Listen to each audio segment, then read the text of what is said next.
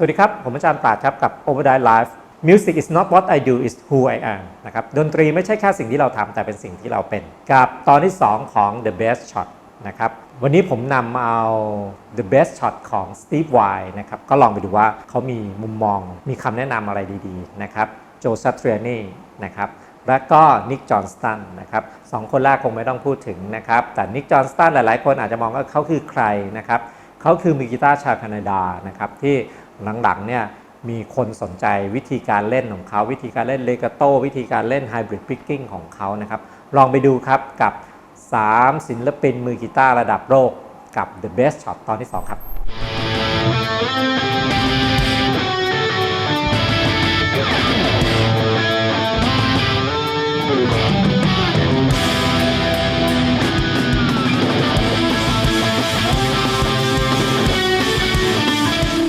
It's like you have a big picture before you make everything. Sometimes, yeah. And sometimes you don't have any idea what you're going to do, and you just start doing it. And then it just comes out, and you just let it go. And what you gonna do when you have a little idea? You record it.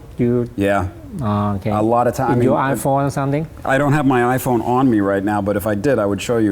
I've got hundreds and hundreds of little snippets of ideas. You know, and sometimes they're just this, you know. Sometimes it's a riff. And sometimes it's a whole piece of music, you know.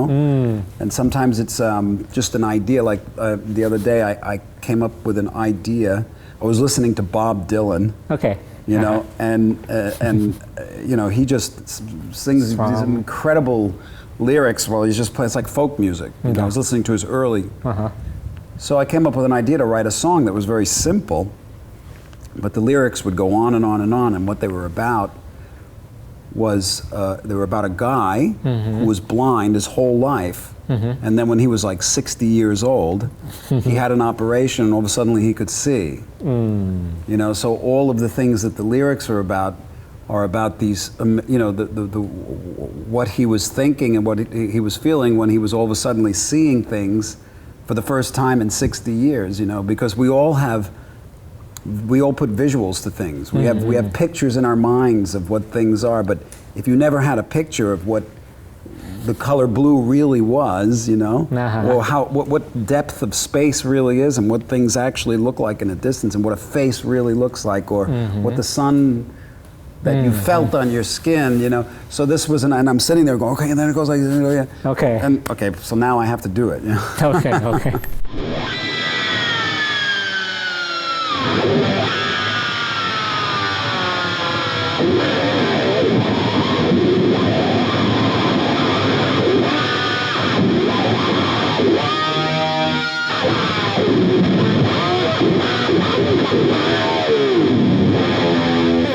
And what do you think about the future of the guitar?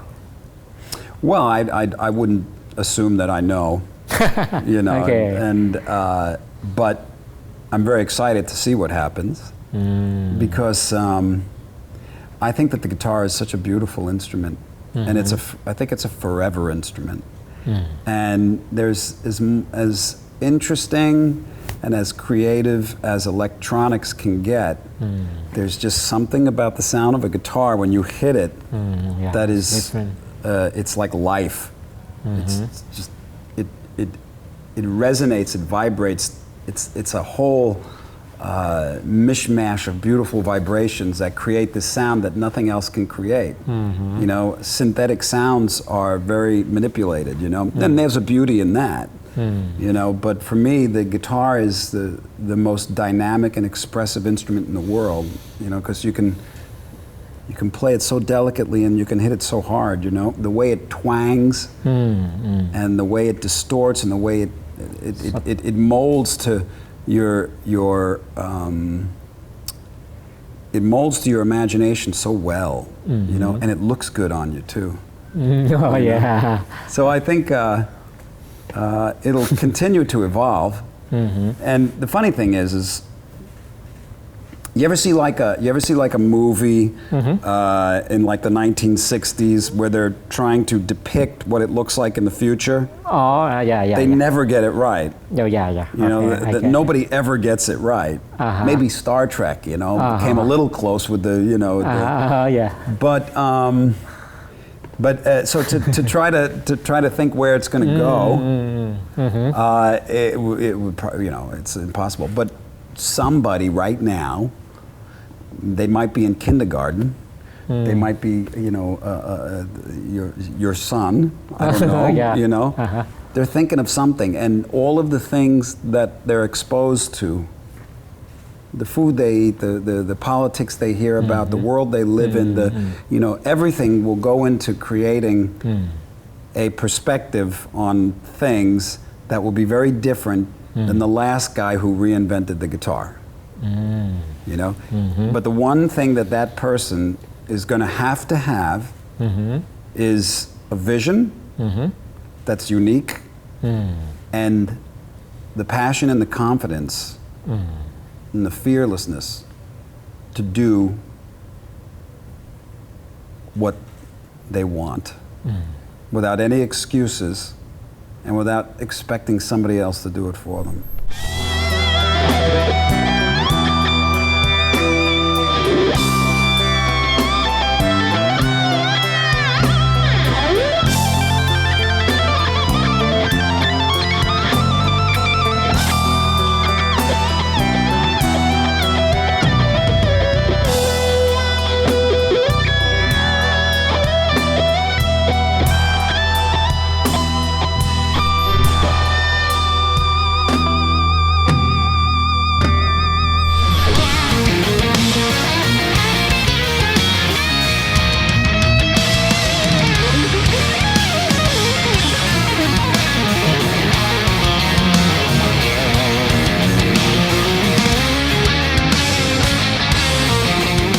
Can you give me about just a basic hybrid picking? Sure, Just one or yeah. two? Simple idea.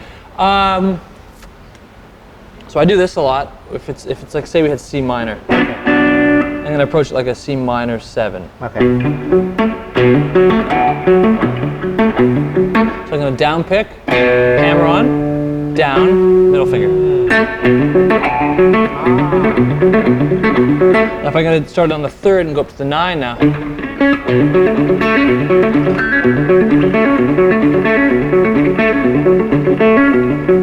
So there's like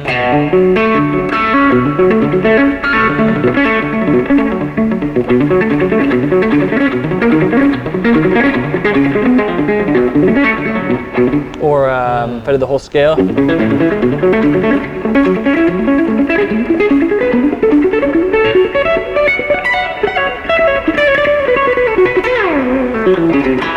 But just that. That's an arpeggio. If I was going to do something even simpler, let's say this. If I had C minor again, I might even approach it like this.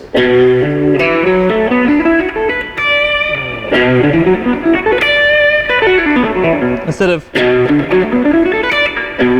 if I'm going to practice it, it has to be an upstroke when you're crossing the strings.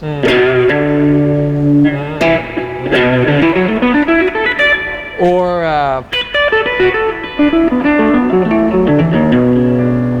there's a lick in Cliffs of Dover. Okay. Basically, anytime you can take something and skip a string.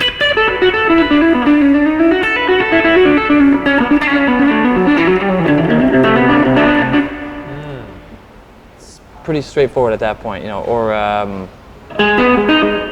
anytime, yeah, even there, like I'm going.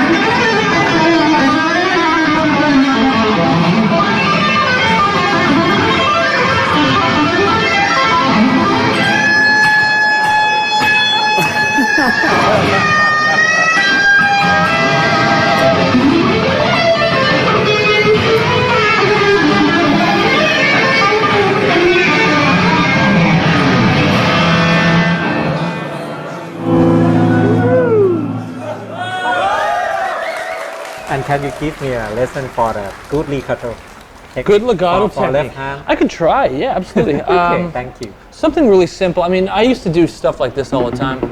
It would just be like just working those muscles and try and mute it. Still get a good attack out of it. And change. And then just try to find patterns. Like the pattern I use a lot is this.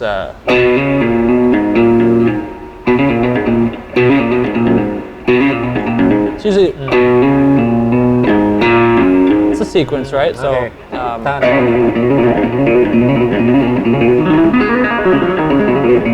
So if I did a cross down G major, it would look like this. So here's the lick actually. Check this out.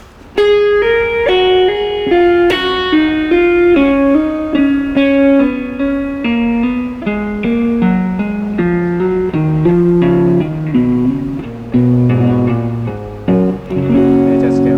Yeah, a little faster. That was a little faster. And finally, but it uses my middle finger too. So if I'm going like,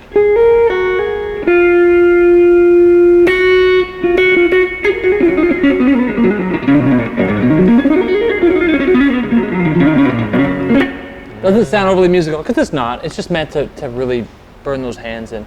And then I would do stuff where I'm just looping.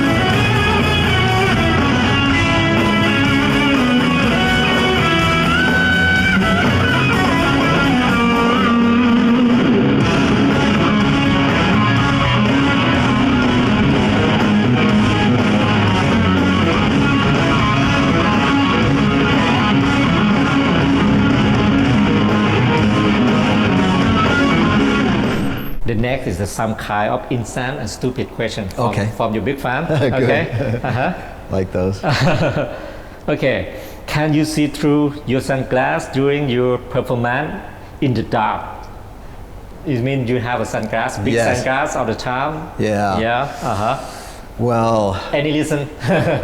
you know, the reason why I did that was because the first time when I started to lose my hair, I Okay. decided to shave my head, right? Okay. And so I shaved my head, and I didn't tell the guys in the band that I did that.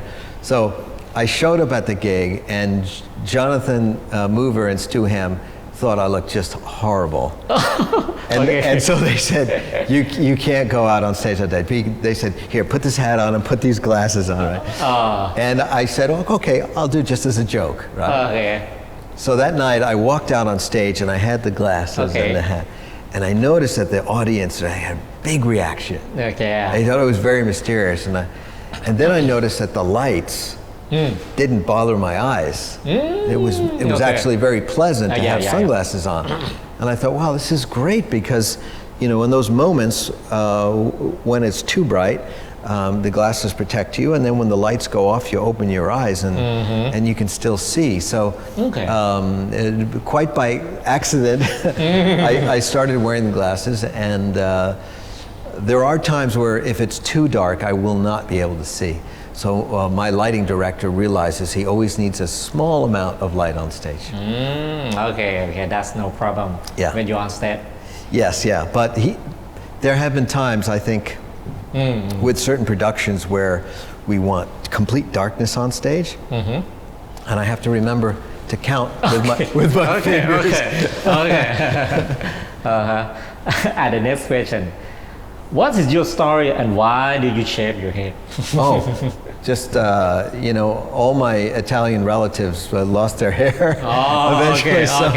okay. Yeah, so I started to lose it, and I thought, well, I didn't want to, you know, try to have fake hair or anything like that. So I just thought it'd be easy to shave it. That's what my uncles, my grandfather, and everybody else did. So I just thought, bald Italians. Okay.